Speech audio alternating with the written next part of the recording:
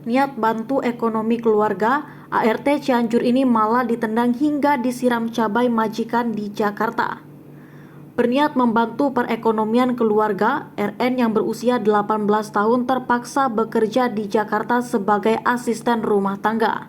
Berbekal informasi dari temannya, RN meninggalkan kampung halamannya di Kampung Salongok RT 3 RW 3 Desa Cibadak, Kecamatan Cibeber, Kabupaten Cianjur untuk pergi ke Jakarta pada pertengahan 2022. Semenjak ayahnya meninggal dan sang ibu yang sudah berusia lanjut, kondisi perekonomian keluarganya pun mulai terpuruk. Namun niat mulianya itu kandas setelah RN mendapatkan perlakuan tidak terpuji dari sang majikan.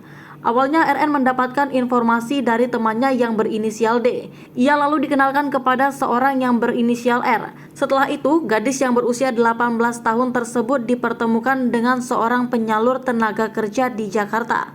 Di Jakarta, RN langsung dipertemukan majikannya melalui seorang penyalur tenaga kerja yang berinisial S.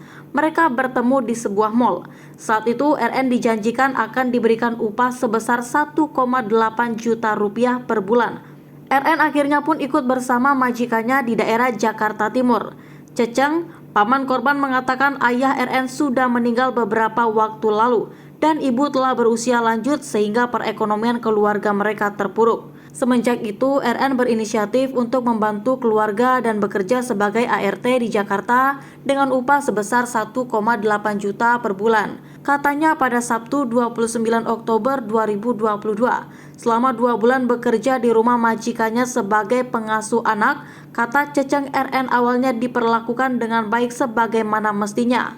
Awalnya majikannya baik, tapi setelah hampir 2 bulan, RN mulai mendapatkan perlakuan yang tidak terpuji, seperti tendangan hingga tamparan dari majikannya, ujar Ceceng. Kekerasan yang pertama terhadap RN itu ketika RN dianggap kurang becus mengurus anak majikan.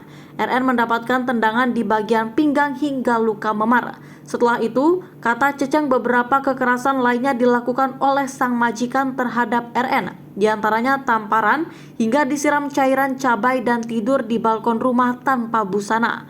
Ceceng mengatakan majikannya mengancam untuk tutup mulut atas penganiayaan yang dilakukannya dengan menyebarkan video rekaman RN saat tidak mengenakan pakaian.